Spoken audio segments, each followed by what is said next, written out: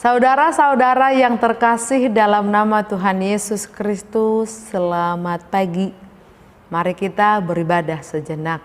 Kita menyanyikan buku NDHKBP dari nomor 707 ayat 2.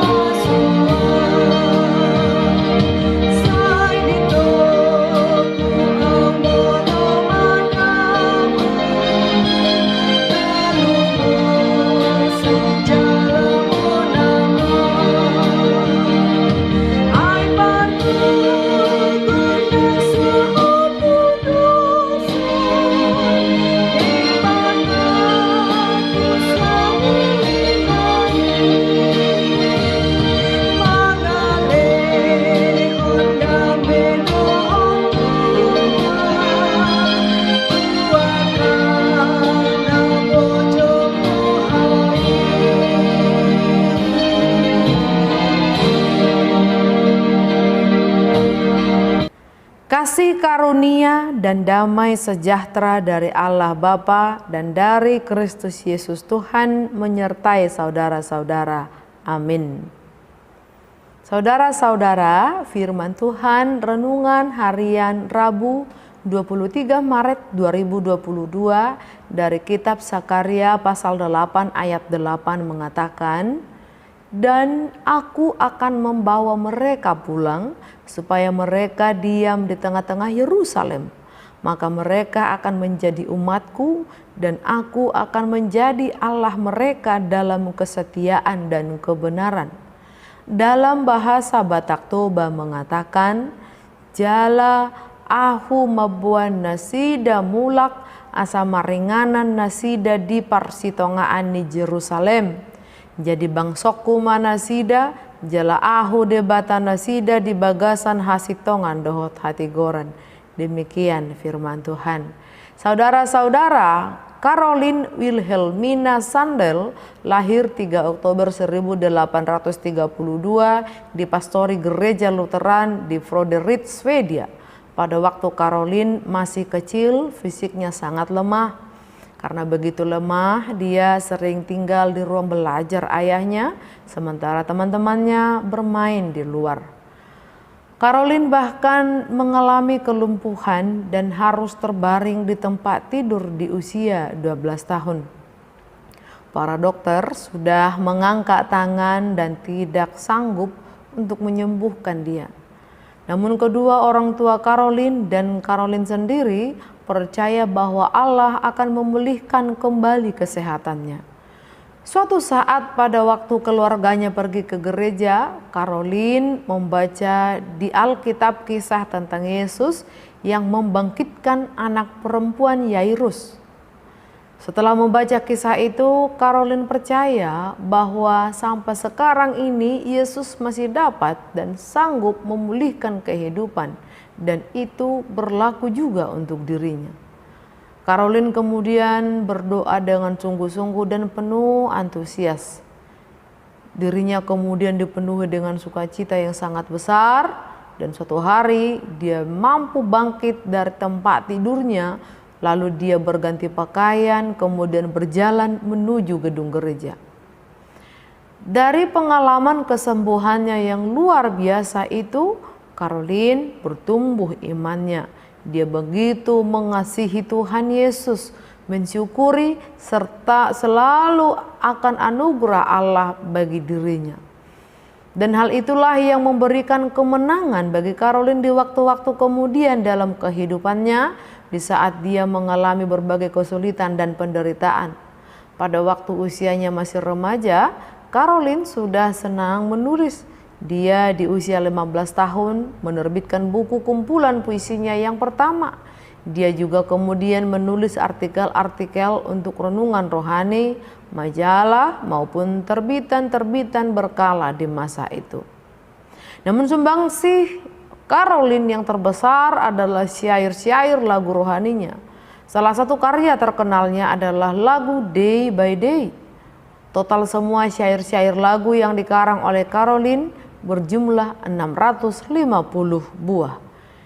Di saat Caroline berusia 26 tahun, yaitu tahun 1858, ayahnya meninggal ketika kapal yang ditumpanginya tenggelam di Danau Pattern.